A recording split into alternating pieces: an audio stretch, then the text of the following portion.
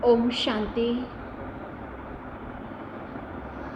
आज 7 days course का next day है। जैसे कल हमने आत्मा का परिचय सुना था कि आत्मा क्या चीज़ है, आत्मा अपने शरीर में कहाँ रहती है और कैसे वो पार्ट प्ले करती है। उसके साथ साथ आज हम यहाँ पे सीखेंगे कि आत्मा इस धरती पर कहाँ से आई है। उसके साथ साथ ईश्वर भी, जिसे हम कहते हैं, वो ऊपर रहता है। तो ईश्वर अर्थात परमात्मा ऊपर कहाँ रहता है, यह दो मुख्य बातें सीखेंगे, जिसके लिए इस 3 लोक को समझना है।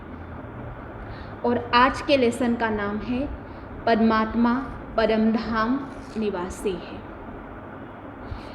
यहाँ पे आज ऐसे हम समझेंगे कि जैसे 3 लोक और 3 धाम पहले से ही हमने सुने हुए हैं।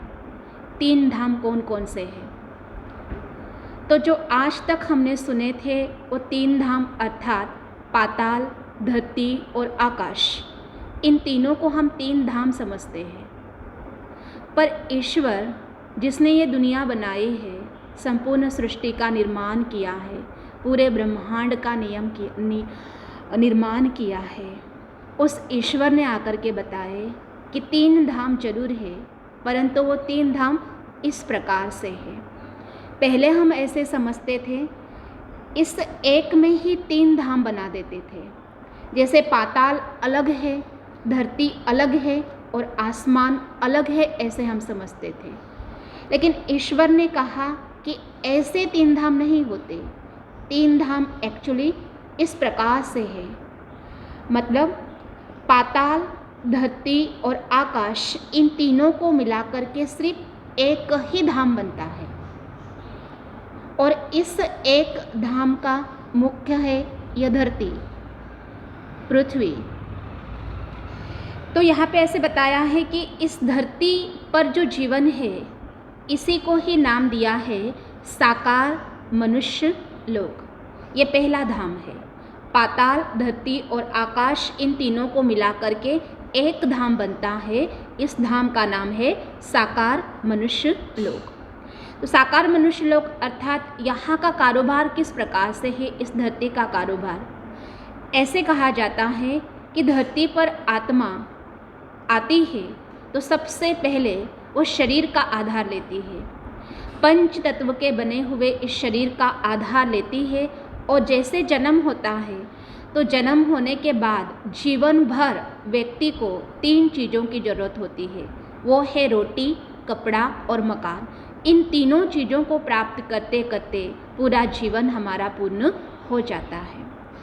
इस धरती का कारोबार इस प्रकार से है कि धरती अर्थात यह एक रंगमंच है, या इस धरती को सुख दुख का खेल भी कहा जाता है। यहाँ पर हम जो जैसे कर्म करते हैं, कर्म के अनुसार मनुष्य आत्मा को धरती पर दुख या सुख का अनुभव भी होता है। इस धरती पर जो हमारा जीवन है उसे एक मुसाफिर खाना भी कहा जाता है। इस धरती पर जो हमारा जीवन है इसे एक मेहमान नवाजी भी कहा जाता है। जिस प्रकार जो मेहमान होता है उसके माइंड में ये होता है कि जहाँ भी कहाँ जाएगा 4 दिन के लिए, तो उसे ऐसे लगेगा कि मैं यहाँ पे 4 दिन का मेहमान हूँ। जो भी कुछ आज मैं इस घर में देख रहा हूँ ये हमारा नहीं है, इन लोगों का है। और ऐसे वो हर पल महसूस करता है कि मैं एक मेहमान हूँ। वैसे परमात्मा ने भी बताया है कि आप भी अपने ही घर में, अपने गांव में एक मेहमान हो। दुनिया मुसाफिर खाना है, अर्थात यहाँ इस धरती पर जन्म के नाम से आना भी है और यहाँ मृत्यु के नाम से यहाँ से जाना भी है। इस प्रकार से जैसे मुसाफिर का कोई ठिकाना नहीं होता धरती पर, वैसे आत्मा इस धरती पर जन्म और मृत्यु के चक्र में आती भी है और यहाँ से जाती भी रहती है। इसलिए इस धरती के जीवन को मुसाफिर खाना कहा जाता है। उसी के साथ साथ इस धरती पर जो जीवन है या धरती का जो नियम है, यहाँ पे ऐसे बताया जाता है कि यह धरती अर्थात आवाज़ की दुनिया है। जरा सा कुछ होता है तो उसका आवाज़ होता है, इसलिए इसे आवाज़ की दुनिया कहा जाता है। और सबसे मुख्य बात, 4 बातों से हम इस सृष्टि रूपी खेल को बहुत अच्छी तरह से समझ सकते हैं। वो इस प्रकार से कि इस धरती को, ये जो पूरी दुनिया है, ये धरती है, ये पूरा प्लेस, ये सारी धरती देखा जाए तो एक बहुत बड़ा स्टेज है। और जैसे जहाँ पे स्टेज होता है तो जो ड्रामा करने वाले होते हैं वो स्टेज पर जाकर के ड्रामा करते हैं, या कुछ प्रोग्राम्स होता है थोड़े 4 घंटे के लिए वक्त, तो वहाँ पे स्टेज बना होता है और वो वहाँ पे जाते हैं। तो जैसे ड्रामा करने वालों के लिए स्टेज बहुत ज़रूरी होता है, वैसे ये पूरी धरती ही एक स्टेज है। तो हम सभी इंसान कौन है? हम सभी इंसान एक एक्टर है, और एक्टर के रूप से हम अपने जीवन के एक्ट यहाँ पे करते रहते हैं। तीसरी बात है कि जीवन को वैसे भी लोगों ने कहा है, जीवन क्या है? तो जीवन एक खेल है। हाँ, परमात्मा ने भी यही कहा है कि जीवन एक खेल है, अर्थात जीवन हम सभी का एक ड्रामा है। और चौथा है, जो ड्रामा बनाता है उसे डायरेक्टर कहा जाता है, क्रिएटर कहा जाता है। तो ईश्वर जो है वो कौन है? तो वो क्रिएटर है, डायरेक्टर है, जिसने ये जीवन रूपी ड्रामा बनाया है। तो इस प्रकार से इन 4 बातों से हम इस सृष्टि रूपी खेल को बहुत अच्छी तरह से समझ सकते हैं। सारी धरती एक स्टेज, हम एक्टर, जीवन हमारा ड्रामा और ईश्वर डायरेक्टर है। इस प्रकार से पहला ये जो धाम है इसका कारोबार चलता है। फिर यह आकाश तत्व, इस आकाश तत्व से भी ऊपर एक धाम है। उस आकाश तत्व से ऊपर जो धाम है, जहाँ से ये येलो कलर शुरू हुआ है, वहाँ से दूसरे धाम की शुरुआत होती है। तो उस दूसरे धाम को यहाँ पे नाम दिया है सूक्ष्मलोक। सूक्ष्मलोक अर्थात क्या है ये सूक्ष्मलोक? तो इसे कहते हैं ब्रह्मा विष्णु शंकर पुरी। सूक्ष्मलोक अर्थात यहाँ पे सबसे पहला फर्क ये है कि आवाज़ ही नहीं है, यहाँ पे कोई संसार नहीं है, यहाँ पे जन्म मृत्यु का चक्र नहीं है, यहाँ पे घर दार बाल बच्चे रोटी कपड़ा मकान इन सारी चीज़ों की कोई ज़रूरत नहीं है। और सूक्ष्मलोक में 3 देवताएं रहते हैं। उन 3 देवताओं का जो शरीर है, उस शरीर को प्रकाशमय दिव्य काया कहते हैं। हड्डी मांस का नहीं है, सिर्फ शरीर जैसी कृति है और उसमें सूक्ष्म रूप से वो देवताएं वास करते हैं। इसे कहते हैं सूक्ष्मलोक। और इससे भी ऊपर एक तीसरा लोक है, इसे तीसरा धाम भी कह सकते हैं।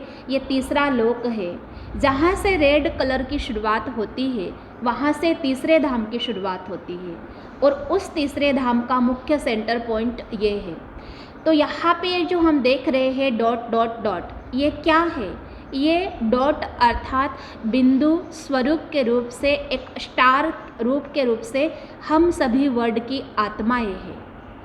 हम सभी वर्ड की आत्माएं जब यहाँ रहती थी तो इस प्रकार एक स्टार स्टार स्टार के रूप में हम वहाँ पे रहते थे। इस धाम को भी बहुत सारे नाम हैं। इस धाम को जैसे ब्रह्मलोक भी कहते हैं, इस धाम को परलोक भी कहते हैं, इस धाम को परम धाम भी कहते हैं, इस धाम को शांति धाम भी कहते हैं, इस धाम को मुक्ति धाम भी कहते हैं, इस धाम को इनकॉर्पोरियल वर्ल्ड भी कहते हैं, इस धाम को निराकारी दुनिया अर्थात भगवान का घर भी हम कहते हैं। ऐसे इतने सारे नामों से जाने जाने वाला ये परम धाम है। परम धाम अर्थात जैसे इतने सारे नाम हैं तो नाम का भी अर्थ यहाँ पे लागू होता है। शांति धाम कहते हैं इसे। शांति धाम का अर्थ होता है कि ये डीप साइलेंस वर्ड है, यहाँ पे अनंत शांति का अनुभव होता है। यहाँ पे आवाज़ नहीं है, यहाँ पे घर दार रोटी कपड़ा प्रपंच कुछ भी नहीं है, इसलिए ओनली डीप साइलेंस का वातावरण होता है और इसलिए इसे शांति धाम कहा जाता है। इस धाम को परलोक कहा जाता है। परलोक इसलिए कहते हैं क्योंकि यह सबसे ऊपर का लोक है, इसके ऊपर कोई और लोक नहीं है। इस लोक को परम धाम भी कहा जाता है। परम धाम भी इसीलिए कहा जाता है क्योंकि ये सबसे ऊपर परेते परा है, इसके ऊपर कोई चौथा धाम नहीं है। और इस धाम को निर्वाण धाम भी कहा जाता है। निर्वाण धाम का अर्थ ऐसे होता है कि यहाँ पे कोई आवाज़ नहीं है, आवाज़ ही नहीं होता है यहाँ पे, और इसलिए इसे निर्वाण अर्थात वाणी आवाज़ से परे की ये दुनिया कहा जाता है। इसे मुक्ति धाम इसलिए कहा जाता है क्योंकि यहाँ पे सबसे पहले हर किसी व्यक्ति को अगर बंधन होगा तो वो है अपने शरीर का बंधन। हमने जिस घर में जन्म लिया है उन समाज का बंधन होता है, उस रीति रिवाज का बंधन होता है, देह और देह के संबंधों का बंधन होता है। जब आत्मा इस शरीर नाम के पिंजरे से अलग हो जाती है और जब अपने वो मूल घर में रहती है तो वह बिल्कुल मुक्त अवस्था में रहती है। उसे किसी भी बात का कोई बंधन नहीं होता, न खुद का शरीर का, न कोई रीति रिवाज का, न कोई समाज का बंधन। इस प्रकार से मुक्त अवस्था सिर्फ आत्मा यहाँ ही फील कर सकती है। जैसे कहा जाता है कि हमारे घर में जितने भी सारे मेंबर्स रहते होंगे उन सभी मेंबर्स के साथ एक समय ऐसा भी होता है कि हम सभी वर्ल्ड की आत्माएं अपने घर परमधाम में जब विश्राम को रहती थी तो हमारे घर के मेंबर्स भी हमारे आसपास ही होंगे, लेकिन हम उन्हें पहचान नहीं सकते हैं। यहाँ पे किसी की किसी के साथ कोई पहचान नहीं है, और पहचान ही नहीं है इसलिए हम हर कोई आत्मा यहाँ पे आकर मुक्त अवस्था का अनुभव करती है। अगर हमें यहाँ पे भी पहचान होती तो पहचान होने के कारण से हमारे घर के लोग हमें यहाँ पे शांति से बैठने नहीं देते। वो हमें अपना फर्ज याद दिलाते और कहते कि कितना समय यहाँ पे आराम से बैठोगे, हमारे लिए यह काम करो, वह काम करो, ऐसे करो, वैसे करो। इस प्रकार से वो हमें आराम से बैठने नहीं देते। और इसलिए एक ही ऐसी दुनिया है कि जहाँ पे पूरे वर्ल्ड के लोग एक साथ में रहते हुए भी कोई किसी को पहचानता नहीं है और कोई का किसी से कोई बंधन नहीं है। इसे इसलिए मुक्ति धाम कहते हैं, मुक्त अवस्था। यहाँ पे ना जन्म है ना मृत्यु है, यहाँ पे ना अच्छा है ना बुरा है, यहाँ पे सुख भी नहीं, यहाँ पे दुख भी नहीं, रोटी कपड़ा मकान आदि यहाँ पे किसी चीज़ की कोई ज़रूरत नहीं होती।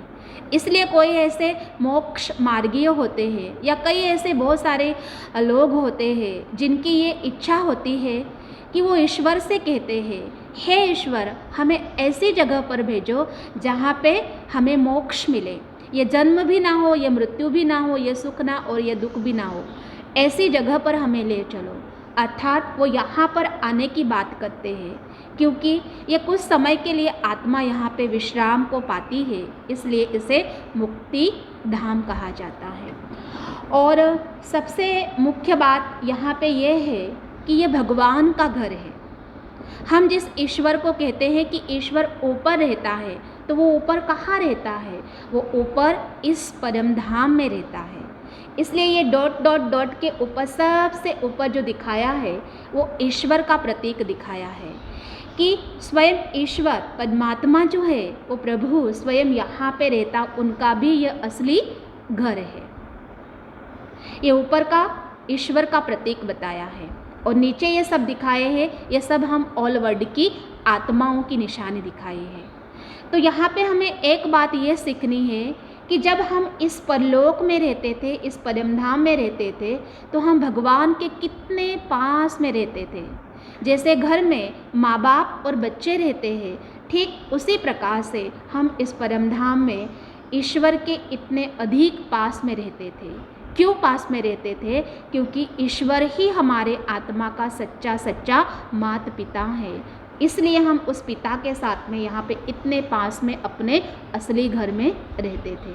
पर हुआ क्या कि उस ईश्वर ने ये दुनिया बनाई, तो ये दुनिया में सुख दुख क्या है, जीवन मृत्यु क्या है, इसका अनुभव करने के लिए ईश्वर ने हमें यहाँ पे आकर के भेजा। तो जैसे एक एक करके आत्मा यहाँ से इस धरती पर आने लगी और धरती पर आकर के जैसे हमने पहला जन्म लिया और ऐसे करते करते जन्म और मृत्यु के चक्र में हम आने जाने लगे। तो कहा भी जाता है कि जन्म मृत्यु क्या है, संसार एक भूल भुलैया का खेल है। इस भूल भुलैया के खेल में आकर के हम खुद को भूल गए। 3 मुख्य बातें हम भूल जाते हैं और वो 3 बातों में से सबसे पहली बात ये रहती है कि मैं कौन हूँ। मैं हम इस शरीर को समझ लेते हैं, जो हम नहीं है वो झूठे अभिमान को मैं समझ लेते हैं, लेकिन मैं एक आत्मा हूँ। दूसरी बात कि हमें धुंधले से याद है कि हम ऊपर से कहीं से आए हैं, लेकिन हम ऊपर से कहाँ से आए हैं उस घर का हमें क्लियर पता नहीं था, क्लियर नाम का पता नहीं था। तो ईश्वर ने आकर के हमें अपने घर का नाम बताया, अपने घर का वातावरण बताया और अपने घर में हम कैसे रहते थे यह भी याद दिलाया कि हम इस धरती के प्रॉपर नहीं है, हम ऊपर परमधाम से आए हैं। ये परमधाम ही हमारा असली आत्मा का घर है। तीसरा कि हम हर जन्म में ईश्वर को याद करते हैं। हमारे माता पिता होते हुए भी, हमारे सब रिश्तेदार भाई बहनें होते हुए भी, सब होते हुए भी हम एक्स्ट्रा ईश्वर को क्यों याद करते हैं? क्यों? क्योंकि ईश्वर के साथ हमारा असली नाता है। वो ये नाता है कि ईश्वर ही हमारे आत्मा के सच्चे सच्चे परम पिता है, माता पिता है, वही हमारे माता पिता हैं। और इसलिए हम सब होते हुए भी उसे याद करते आए हैं। तो इस प्रकार से ये 3 लोक, 3 धाम है। सबसे पहला धाम पाताल से लेकर धरती और आकाश, उसके बाद सूक्ष्म लोक और उसके बाद परलोक। तो इस धरती पर हमारा कोई असली घर ही नहीं है। जैसे अगर इस धरती पर हमारा असली घर होता तो हर बार हर जन्म में हमारी मृत्यु होती है। उस हर मृत्यु के समय पर हमें उस घर से और उस गांव से निकाला जाता है। अगर ऐसे ही हर बार होता रहा तो फिर धरती पर हमारा असली घर कहाँ है? और इसलिए परमात्मा कहता है कि धरती पर सिर्फ हम पार्ट प्ले करने के लिए आए हैं। ये पार्ट जीवन में एक खेल करने के लिए आए हैं। हम सब कलाकार है, एक्टर है। तो इस धरती पर हमारा कोई असली घर नहीं है। असली हर घर है हम सभी का यह परमधाम। वहाँ पे हम स्टार स्टार स्टार स्टार के रूप में हर वर्ड की आत्माएं रहती है। यह है परमात्मा परमधाम निवासी है।